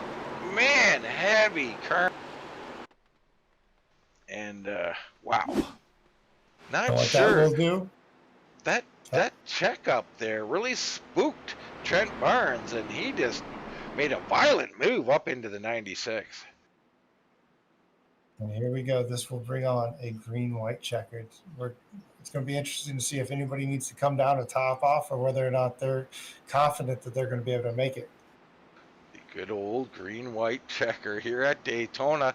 This is going to be really good for Cullen Johnston. On the low side here, he'll have Lovett, I think, with him. And it's kind of good news because that high side takes a bit to get organized. Will they have time, Brad? Well, you're still going to have teammates on the top side. So, I mean, you got to think that they're going to be able to work together really well. But it's definitely a good thing. I mean, it's a matter, we've seen it every single time, that bottom line be able to sneak out just a little bit. But every time we've also seen that top side just completely disarray and just dive into the bottom. And you're not going to see that this time. I think you're going to see everybody on that top side pushing just as hard as they can. Give a little shout out to Cullen Johnston, our leader here in the 9, part of Mediocre Motorsports. What a nice race he's had. He's had to fight for it. He's got that all white car, Brad. Boy, do those things ever get dirty. You see all the rubber on that car. Unbelievable. He's done quite a night, driven up from the 19th starting position. Actually our top 3 right now, Cullen Johnson started 19th on the grid. Brian Wirtz started 15th. Matt Lovett started 20th. So a couple of guys definitely driving their way through the field tonight to get up to the front. It's going to be very interesting to see if they're able to finish up there. It will be interesting because we know things are going to get crazy here. You got Rinker there, Miranda in 5th, Jorgensen in 6th. Jorgensen, that car not looking like it's handling too well out there. Darren Bruce hanging on in 7th place. Tanner Cook in that 96. He was the one who got hit by Trent Barnes there. He managed to do a great job. The car doesn't look that bad, Brad. No, it really doesn't. And kind of as you were speaking about it, the car's not handling very well. We have such varying different strategies as far as the pit stop, especially because they're all under green for the most part. Some of these guys are running on very old, right or left side tires. You got to think that the majority of the time they just took 2 tires, especially with only 65% fuel. So there is probably a lot of ill-handling race cars out there. Yeah, I'm sure that's correct. And I wonder how much the 65% fuel has to do with that. Is this set built for that? Is it built for 100% fuel? I'm not too sure, but the high side, really, really hard to handle. And apparently the low side, not a piece of cake either. Absolutely. As you know, we're getting ready to start our green-white checkered here. They got to be interesting.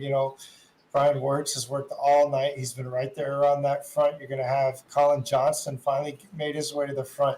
What's Matt Lovett going to have to say about that? Zach Rinker, a pro driver in his own right. The 51 to Matthew Jorgensen. It's anybody's race still.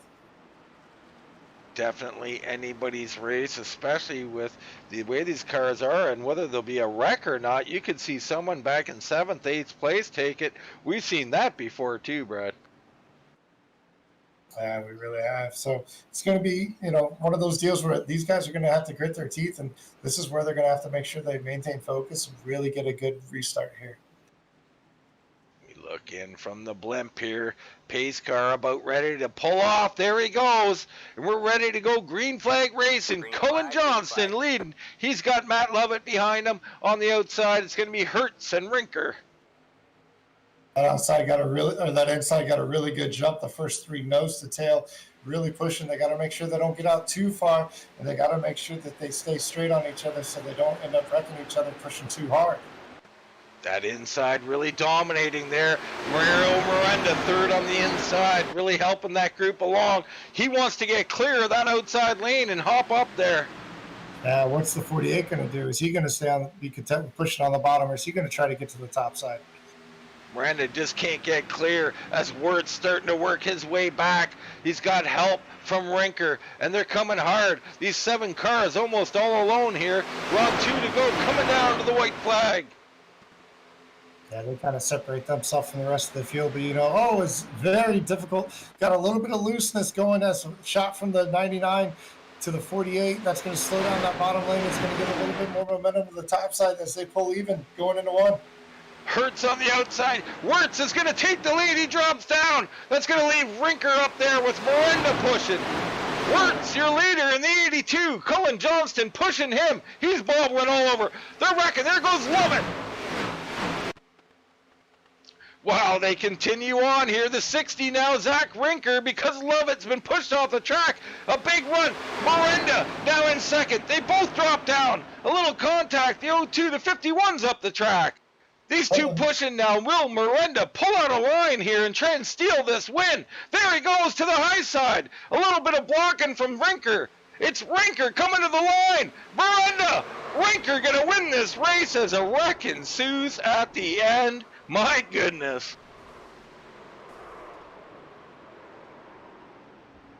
Wow, Brad, I'm out of breath. That was a long Oh, call. that was excellent. I mean, these guys really did exactly what they had to do. You know, when they saw an opening, they took it. There's a couple really close deals where, you know, cut down and really been able to have just enough room to be able to clear them, to get down, to take that bottom line away from them.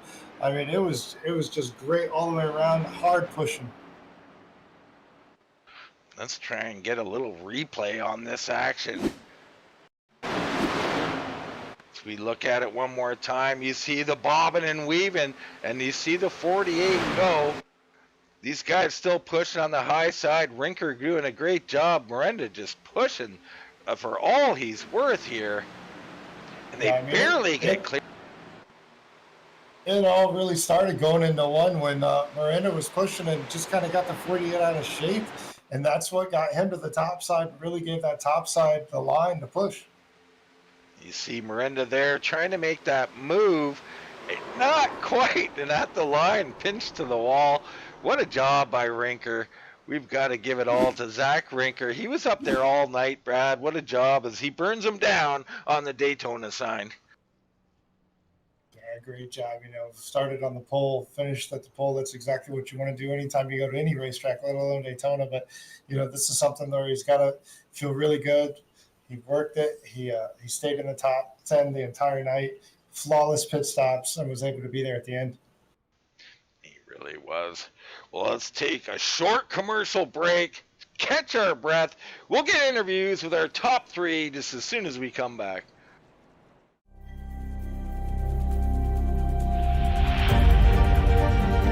Coming up to the line, being chased, and it was Braden Johnson.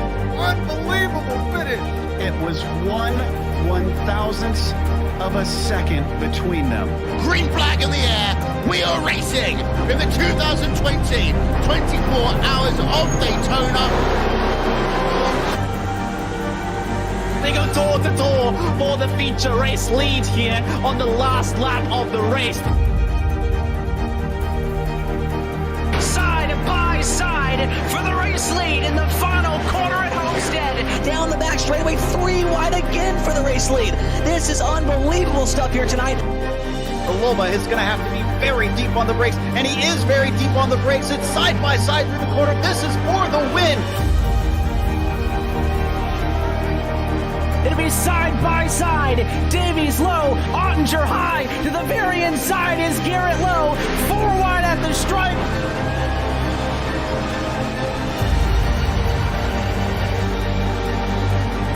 For all he's worth here on this outside line, neck and neck. Who's going to back out? Does anyone back out? Verstappen starts to squeeze on the inside, and now he'll try and straight line it. Goes under the apron, drag race to the line. It's so close to call. All right, welcome back, where Zach Rinker continues to sit on the track here. Our race winner in the inaugural race for the Clash Series here at ESRA. And what a show it was. A little bit of a lull early on, but they sure made up for it at the end there, Brad. Yeah, a lot of the times you might find that, but you know what they say, you know, you got to get to the end of the race in order to have a chance at winning. And, you know, certainly we saw that happen tonight. You know, we saw great pit stops. We saw a lot of great action early on, more of the strategy calls or whatnot. And it ultimately, I think we might have lost you there, Brad. So we finally get the points to come up here and maintain a race at the end of the night. Our finishing results. First place, Zach Rinker, Dark Horse Racing, winning this race. What a great job. Mario Miranda comes home second. A valiant effort late in that race. Brian Wirtz in third. Cullen Johnston in fourth. Matt Jorgensen in fifth. Darren Bruce, a nice night there in sixth. Brian Dublé, pretty quiet from him. A nice finish in seventh. Robert Shipman, eighth. Shane Wyatt falls to ninth. And Tanner Cook rounds out your top 10. Trent Barnes in that 3 is going to come home in 11th, followed by Russell Page, Dakota Wilson, Jason Wiley. Kyle Hall is going to be 15th on tonight. Ryan Millis had a troubling start early. Strategy didn't quite work out for him, but he's going to be able to come home 16th. 17th is going to be Ronnie Potts. and that's going to be followed by Jack Webb, 19th. Matt Lovett's going to come home 20th. The Warren is going to be 22nd, and you're going to see the rest of our grid. Yeah, you see the rest of the guys there. Some unfortunate people there with a little bit of trouble in that race. Lovett falling down to 20th. That was unfortunate for sure. Dresbeck, our late leader, finishing in 24th. So always some painful things happen here at Daytona, but great things happen, like for the 60 of Zach Rinker. And we try and get some race interviews in here. So you just pardon me as we look around here a little bit and try and find all of our guys.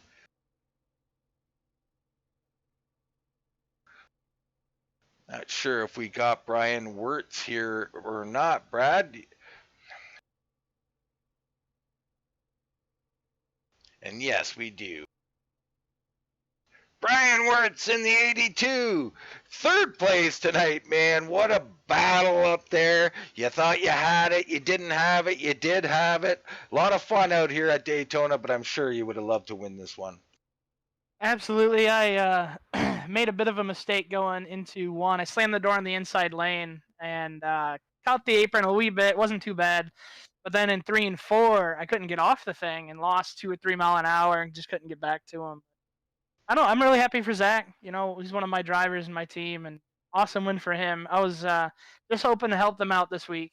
That's all, because, you know, I race in the Pro Series. I won't be in the Clash a whole lot, but hopefully help him out a bit. Well, we've seen Zach actually, you know, our race winner. What a great night for him. But we've seen him drop down from the high side in behind you, Brian. And what a teammate. I mean, you love it when these teammates work together. He came in to help you. Yeah, it changed up a little later on, but great teamwork from you two there.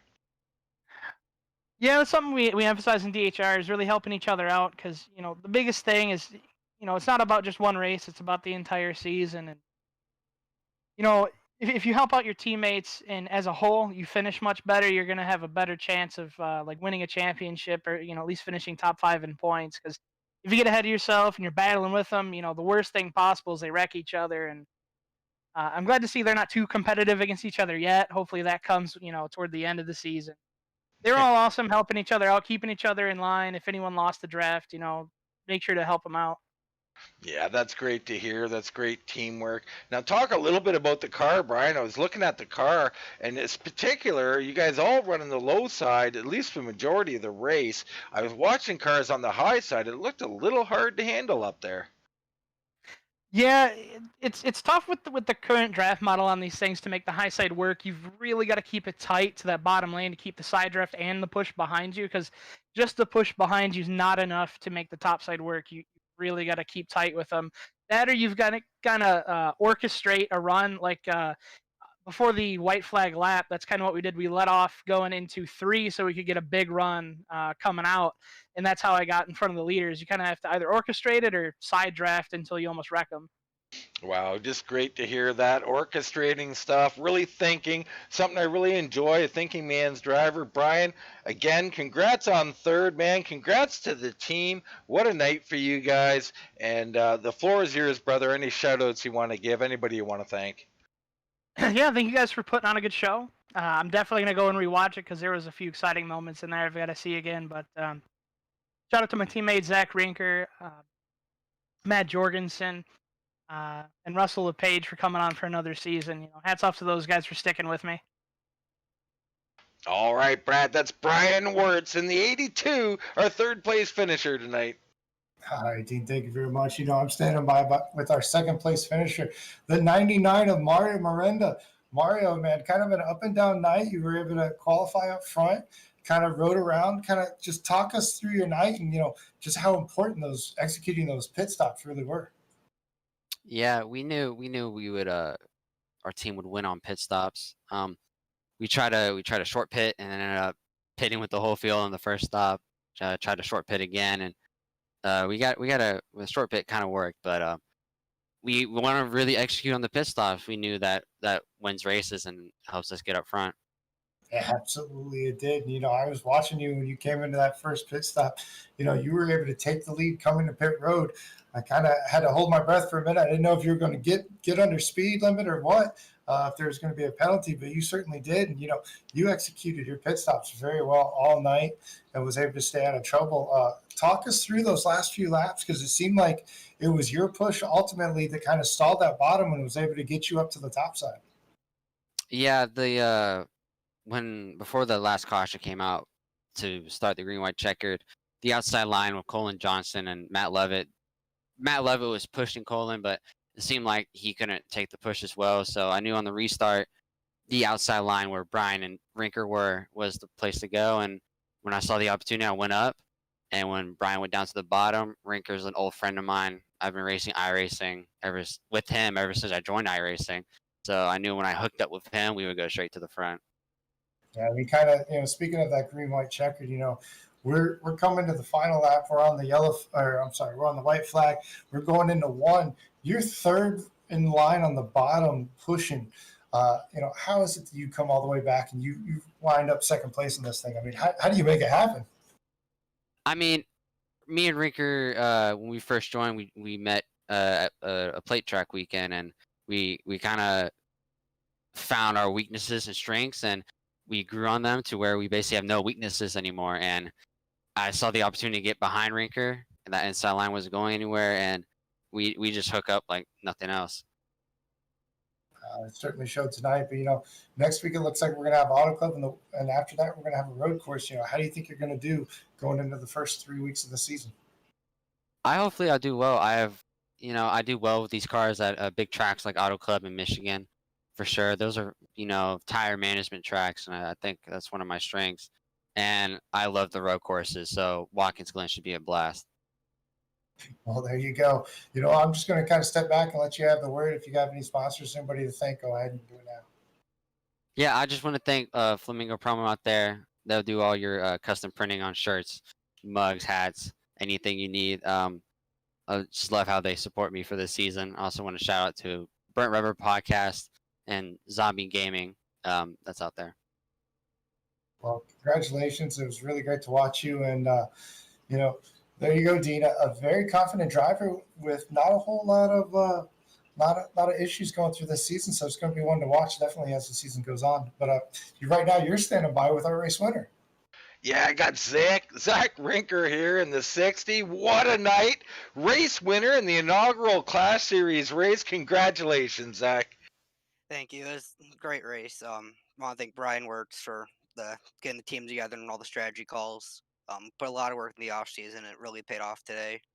Route Racing Designs, and everyone at ESRA for putting on the show, and you guys in the booth for bringing it to the public. Yeah, you brought up your teammate. I mean, you guys doing a great job working together. Early on, or late in the race, you slipped behind Brian and pushed him. You were leading the high side, and you ducked in behind him, got on that bottom side, and helped him out. Later, he helped you out. It all worked out for you. But let's go back in the race a bit and start with these pit stops, because a lot of strategy at play here. We're coming around. There's no cautions, single file. Everybody, almost the whole field comes down. You got to be scared to death, number one, of entry. And number two, what's the strategy and the thinking there? Yeah, going in, it's crazy because you see cars in front of you locking up the brakes, and you see cars in your mirrors flying at you. The strategy is just not get hit pretty much and get it slowed down in time. Then don't wreck on pit road. Yeah, well, that's that stop. But as we go along, now that you're thinking about it, the second pit stop, getting into the third pit stop, you're starting to think about it. Like, was anybody considering just taking a 4-man team and maybe short pitting or going long? Any of these decisions coming through to your head? We were thinking about it a little bit, but at the end of the day, we just didn't really have enough power to keep it going. These cars overheat really easily. We just couldn't keep it going long enough. I gotcha. So talk a little bit about some of those pushes late in the race. We've seen you push people, and we've seen you get pushed 2 cars at a time, getting down to the bottom side. A little bit hairy there, pushing on the high side like that. These cars don't handle the greatest up there either. Talk a little bit about how you managed to do that and just how important it was. Yeah, in a lot of practice in the officials last week at Daytona, and it's really hard to push because you can't really see in front of you that much. So you're really just looking up at the fence, going into the corner and seeing when it turns. 'Cause that's kind of when you gotta start backing off a little bit. Right. So Just tight on the bottom. right. So late in the race here, I mean very late, as in like the last lap, you guys get separated a bit. Lovett gets turned or crashes there on the inside. Now there's only a few he is. You got Mario Miranda all over your bumper coming out of 4. He starts to pop out. Tell us what you're thinking. It didn't look like he had enough of a run to get around me. With how late he pulled out, so I just kept on the bottom, tried to work the side draft a little bit on him. And luckily, it worked out good. Yeah, Zach, I think you did just a marvelous job putting that 60 in victory lane there. You know, you did a great job of racing clean there. I mean, you guys wrecked after the line, but really clean race before the line there. And we couldn't be more thrilled to see you win here. The 60, Zach Rinker, your race winner. Man, a big congratulations to you.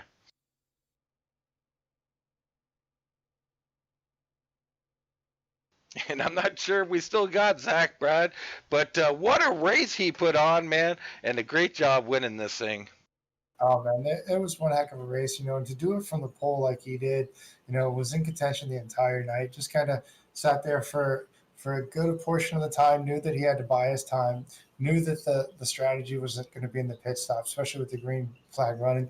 And hands off to most of these guys. I mean, we went green flag for probably 3/4 of the race here, and it was a great showing. And I'm just interested to see exactly what they're going to do at Auto Club next week. Yeah, it's going to be thrilling to watch Auto Club. Totally different. We get off of the super speedway racing, heading to a mile and a half, I think. It could be a mile track at Auto Club, Brad. 2 mile. 2 mile, 2 mile, my mistake. Of course, I'm always making mistakes, but yeah, 2 mile there at Auto Club. Be a lot of fun to watch that one for sure. And for your viewing pleasure, we got a week stacked full of races. We got Monday night, the Dark Matter Designs Cup Series with Full Throttle Sim Racing. We got the Blackwater Products USA Truck Series with Full Throttle Sim Racing on Wednesday night. Then Thursday night, we got the Indy Series with ESRA. And back here next Sunday, we'll have the Auto Club right here in the Clash Series. But for us here at Full Throttle TV, for myself, for Brad Patterson, that's going to wrap it all up. And we'll see you next time right here on Full Throttle TV.